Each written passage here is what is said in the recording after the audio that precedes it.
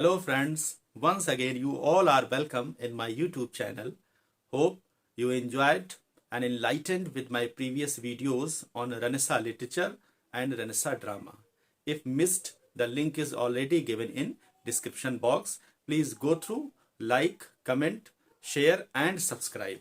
So friends, let us start with another important topic, Renaissance poetry. So drama and poetry were the dominant literary form of 16th century. With the revival of learning, a great revolution took place.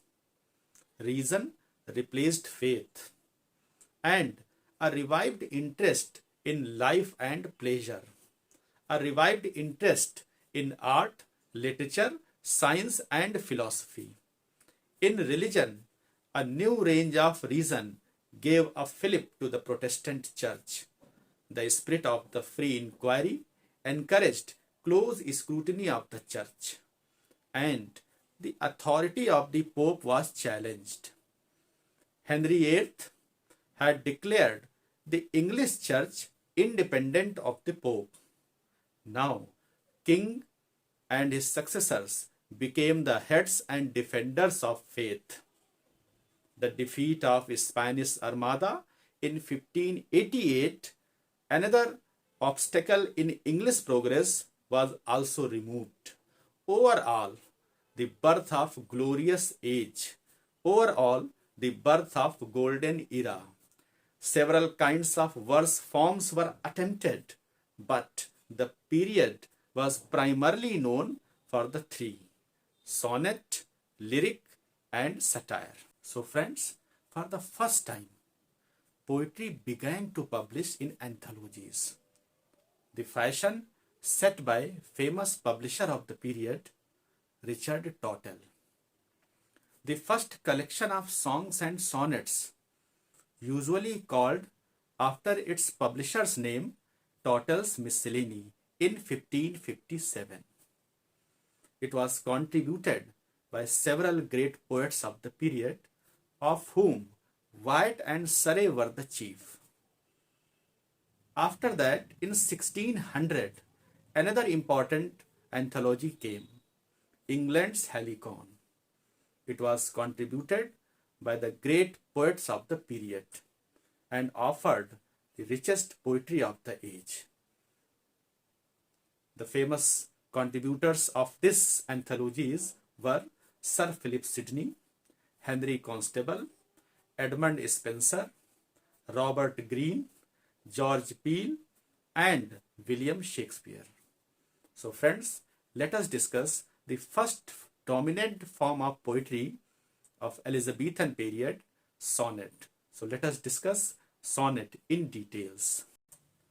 The word sonnet derived from the Italian word sonetto, meaning little sound. Now, today it is used for a small poem of 14 lines with a fixed rhyme scheme. The Italian sonneteers Petrarch and Dante were the chief, especially Petrarch. Petrarch, he was considered the real originator of the term. He divided sonnet into two parts, octave and sestet. Octave is a stanza of 8 lines. It has 2 quatrains. Quatrains means stanza of 4 lines. And sestet is the stanza of 6 lines, which has 2 tercets. So after the 8th line, there is a pause. This pause technically known as a caesura. And caesura is followed by volta. Volta means turn in thought. So it is said, poet put the statement in octave and he illustrate that statement in sestet. So sestet is the illustration of the octave. It is usually written in iambic pentameter. And the rhyme scheme of the Italian sonnet is ABBA, ABBA, CDE, CDE. Milton, he was the master of this kind of sonnet. And the famous example of this kind of sonnet is when the assault was intended to the city. Now friends, let us discuss some other important things related to the sonnet. The sonnet was brought to England by Sir Thomas Wyatt and perfected by Henry Howard, Earl of Surrey. Like Chaucer, both poets went to Italy on a diplomatic mission and was deeply fascinated with Petrarchan model. On his return to England, he introduced sonnet in England. His sonnets, especially Sir Thomas Wyatt sonnets, are the passionate outpouring of his love, soon became popular. It became fashion at that time to write sonnets. Surrey, a great artist and poet, used this form of poetry to express his imaginary love. Surrey rejected Petrarchan model and introduced English form, which Shakespeare later on used with greater effect. Wyatt and Surrey paved the way for the sonnets of Sidney, Spenser, and William Shakespeare. In Italy, Petrarch and Dante set the trend to celebrate their love in sonnet. Petrarch wrote series of sonnets, and in all his sonnets he celebrate the beauty of his sonnet lady Laura. Same thing did by Dante.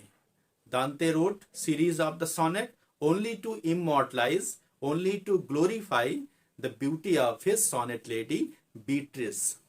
Now, the tradition of glorification of sonnet lady is continued by Elizabethan sonnetteers like Sir Philip Sidney, Spenser, Henry Constable, Samuel Daniel, and Michael Drayton. Sir Philip Sidney set the fashion to write a series of 108 sonnets. Astrophel and Stella, Star Lover and Star, dedicated to his sonnet lady Penelope Devereux, daughter of his patron, the Earl of Essex.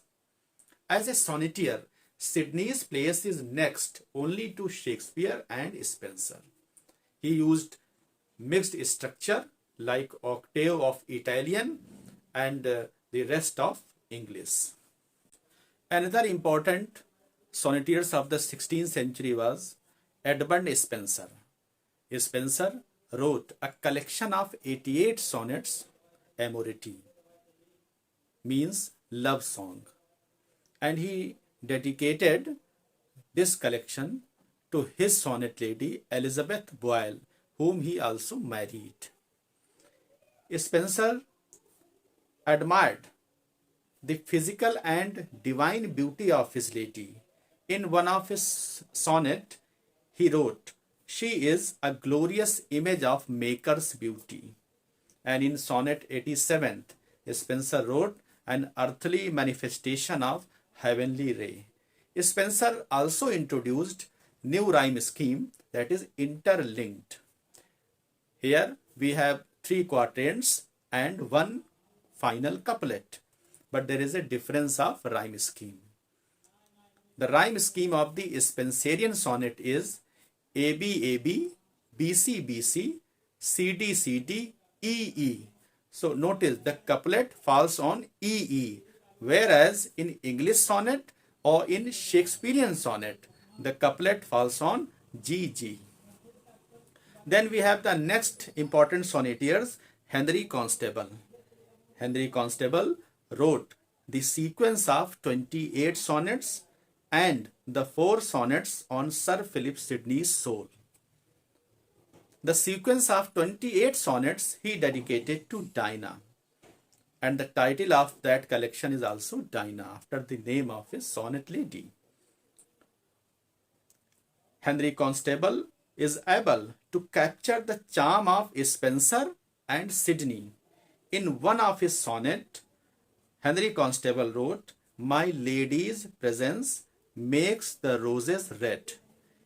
His rhyme scheme is mixed like Sidney. Samuel Daniel is another famous sonneteer of the 16th century. His famous collection is Delia, a series of 50 sonnets addressed to his sonnet lady. The next important name is Michael Drayton. Michael Drayton wrote Idea's Mirror, a series of 51 sonnets. He immortalized the beauty of a lady whose identity is a matter of conjecture, and he calls Idea. Then we have another big name, William Shakespeare. Shakespeare wrote 154 sonnets, which was published by Thomas Thorpe in 1609. Shakespeare dedicated 126 sonnets to Mr. W.H., the Earl of Southampton, and his chief patron. And the remaining 28 sonnets he criticized